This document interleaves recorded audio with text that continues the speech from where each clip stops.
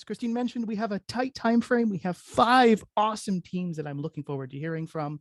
And we will kick that off right away by welcoming Karim to tell us about the Contexture Advanced Virtual Assistant. Thank you, Steve. Good morning. I'm Karim. I'm a second-year student here at Algonquin at the Mobile App Design and Development program. And just since this last summer, I had a fantastic opportunity to work with the Data Analytics Center here at Algonquin. And we did a project for a Ottawa-based company called Contexture. It's by far one of the most interesting projects I've worked on in AI. Contexture is really taking a lead into bringing leading edge AI technology to frontline workers, and in particular, blue collar workers. In a nutshell, basically, they're developing an application using natural language processing, NLP for short, that's able to deliver the right information to the worker just at the moment that they need it, without having to put down their tools. The application is going to be working within Microsoft Teams. Microsoft Teams currently has an AI engine called the AVA engine, the Vicarious Virtual Assistant, that's able to, it's a conversational assistant that's able to surface information on it. Basically, it's able to read between the lines. It's able to get deep insights just from conversations. We matched this with the engine that was built by the Contexture team. Basically, imagine a technician that is about to work on an industrial machine. This technician can actually speak to the application, tell it what model it's about to perform a specific job on. And our AI engine that has read through all of the manuals of that particular model will tell the technician what to do step by step. It's quite mind-blowing. As an analogy, just think of the Google Assistant or Siri when you're asking them for the weather or something like that, and they give you detailed information. The technician would literally ask the machine, what do I do next? And if any obstacles come up, the technician can interact and speak with them. This project is quite large. There's a lot of moving parts. Everything's happening on the fly. There's a lot of web technologies. There's a user interface, and of course, all of the machine learning technology that was built specifically for this technology. It really gave me a chance to learn how a project of this magnitude works in the real world. We had to use a lot of other technologies to help manage and to basically just help manage the scope of the project, such as Microsoft Azure DevOps, GitHub. Me personally, it really allowed me to hone my skills in on Python, even though I'm not studying Python directly in my program. It gave me the chance to look at some code that I've never seen before, figure out how it works, and understand what I need to do. Part of the project is actually testing the information that gets fed into our machine learning engine. The information is read directly from PDF manuals that are provided by the manufacturers. My job in particular was to test the engine on the accuracy of it extracting the information. It also extracts information from figures and tables along with the texts. It can make sense of it, analyze it, and respond with the proper information that the technician is looking for. Even though I was a one-man team on the in the Data Analytics Center, I actually had an incredible team that I was able to work with at Contexture. They were the engineers that actually built the AI engine that's able to read the information, analyze it, and deliver the proper answers. So, thank you, Karim. That is unfortunately all the time we have for you. Thank you very much. Fantastic, because that's everything I had to say. Thank you so much. Thanks, Karim. Luc, we will get to questions after all 5 teams have presented. So thank you, Karim. We will go now to the next team, and that'll be Frederick, who's going to tell us about the Fixit app. Thank you, Stephen. Hello, everyone. Bonjour à tous. My name is Frédéric Desjardins, and I acted as the team leader for the Fixit project. Properly functioning infrastructure is crucial to the success of any city or organization. To ensure that infrastructure is functioning the way it's supposed to, it must be properly managed and maintained. However, the process of investigating and reporting problems is costly and time-consuming. The idea for Fixit came about when our client, a resident of the city of Nanaimo, observed how park inspectors spent a lot of time at the city municipal office filling out lengthy reports about the issues instead of being out there and investigating. This process is very inefficient and drastically reduces the rate at which problems can be identified. This is where the Fixit app comes in. Fixit is a platform for reporting and managing infrastructure issues. It is composed of two main parts. The mobile application where users can take a picture of a problem and submit a report directly to the city, and the Fixit web application that allows administrators to easily access reports submitted by users. By using a crowdsourcing model to gather information, Fixit seeks to reinvent the way infrastructure is maintained by leveraging the power of mobile devices to enable virtually anyone to become an infrastructure inspector. It greatly reduces the cost and time spent on investigating issues and allows the focus to be redirected on actually fixing them. During the development of Fixit, there are three key requirements that had to be met in order for the project to be considered a success. It has to be easy to use, where users can submit a report in no more than 3 clicks. It has to be scalable, meaning that it can handle not only 1 or 2 reports, but hundreds or thousands of reports at a time. And finally, it must work offline. The reason for this is because not all problems will be in the range of an internet connection, especially for more rural areas. We are proud to say that we have delivered on all 3 of these requirements. One of the biggest challenges that we overcame during this project was to transform an abstract idea originated from the client's needs into 2 applications. By organizing ourselves into 2 smaller teams and coordinating through weekly meetings and brainstorming sessions, we were able to clearly define what features would be included and deliver a fully working final product. As we did not have any point of reference for the project, all of the components had to be designed and created from scratch. From the user interfaces for the mobile and web platforms, to the back-end processes that send reports through the internet, and finally how the database would store and incoming reports to be displayed later. During the design phase of Fixit, we quickly understood that the app could benefit not only the city of Nanaimo, but many companies and organizations around the world. To accomplish this, we added the ability to support any language. Fixit therefore enables residents to be directly involved in bettering the community. If you would like more information or see a more in-depth demo on how our app works, feel free to contact us or check out our virtual poster on the Algonquin College website. We would like to give a big thanks to our client, Mark Godfrey, and our professors, Dr. Abdullah Kadri, Dr. Melody Wilson, Professor Heather McGuire, and Professor David Lindsay for their guidance and mentorship during the development of this project. And finally, a big thank you to the Algonquin College staff for organizing this event and giving us the opportunity to showcase our work. What a great way to end off the year and the program. Thank you for listening. Thank you, Frédéric. Moving along now, we will go to our third team. I'd like to call upon Edward to tell us about the Popticker app.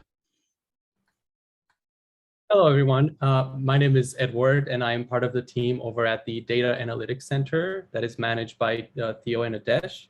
Alongside me here are Kiet, Steve, Marina, and Manuel, who are my colleagues. We are here today to present you Popticker, a project we've been reviving these past few months for our clients Kamal, and also the numerous local businesses that are dealing with their shift to normal day-to-day operations because of the global pandemic. During this time, local business owners need a way to quickly increase the number of sales. At the same time, the local population is now more than ever willing to support these local businesses while saving money. Locals need a solution where they can find deals for businesses that are closely located to them. And this is what Popticker is solving. Our team took over the project software design and development in September at a crucial time, with just 5 weeks to design and implement core functionality features and publish our mobile app on 2 app stores before the planned launch event. Our main challenge was working on a tight deadline, and we were able to succeed in delivering the applications despite the constraint by using transparent communication, being flexible and adaptable to new schedules and work hours. Working remotely has allowed us to become more flexible with our work hours, but it was also a big challenge of ours because we started to work as a team without ever meeting in person to begin with. We design and develop many of the exciting new features by communicating daily in Slack, presenting ideas by sharing screens, and using collaborating software tools such as Figma, Jira, and Zoom, while also maintaining a very positive and strong team environment. Our hard work was not in vain though. We've identified problems that local businesses and locals have, and we've adapted the existing product to meet the demand. As an example, we have identified just shortly after we joined the team that most business owners prefer to use our web app from a tablet. Because of our findings, we have made a priority to deliver a responsive web application that can be used fully on tablets. To solve the problems like the ones I just mentioned, our team followed design thinking principles, which guided us through our ideation sessions, brainstorming sessions, development, and rigorous testing to ensure that the end product is bug-free. The response from the community has also been fantastic. The launch event held in the Byword Market here in Ottawa was a definite success, and we now have about 500 people who downloaded and are now using the app. And almost 100 businesses are also on the Popticker train and are already onboarded and posting deals for locals to enjoy. And our plans are not done here. Our team is coming back stronger than ever after the holidays break with some amazing ideas to design and develop. And in the next few months, we will be working on finding new ways to highlight and promote businesses that support or are owned by members of communities such as Indigenous, Black, and LGBTQ, amongst other exciting features. Lastly, I would like to thank the college for giving our team the opportunity to work on such an amazing project that is impacting the local community in a great way. And also to the judges for listening to our presentation. And thank you again for listening, and good luck to the other participants. Thank you, Edward. And now we'll move on to Jenny, who's going to tell us about the quiz making and taking tool.